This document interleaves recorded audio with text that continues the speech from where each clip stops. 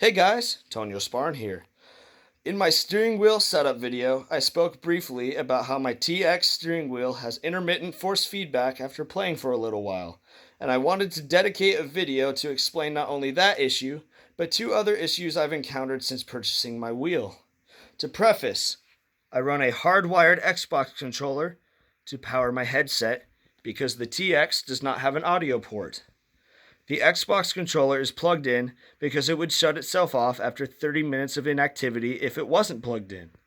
Now, because I'm running that controller and that wheel together, I've encountered two issues.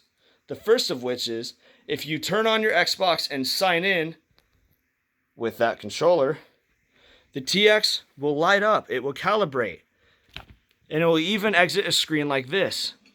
But it will not work in a menu. You can see right here, I'm pressing right, and it's staying right there on Rivals. The way to fix it is to go over to your Xbox controller and literally turn it off. Now that the game recognizes that you don't have a controller, you sign in with the TX, and everything works. At this point, it is best to leave the Xbox controller off, because if you don't, and you enter a race with it on, you run the risk of having those pedals, that shifter, and that e-brake all be offline at the beginning of a race. It's a little frustrating when it happens.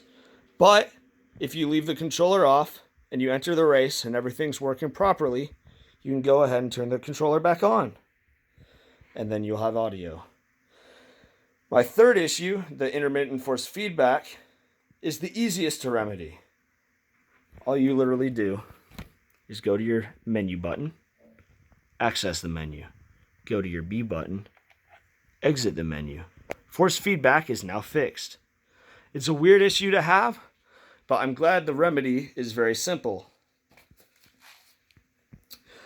Just to let you guys know, those first two issues that I mentioned will not happen to someone who only uses the TX steering wheel and does not use the Xbox One controller at the same time.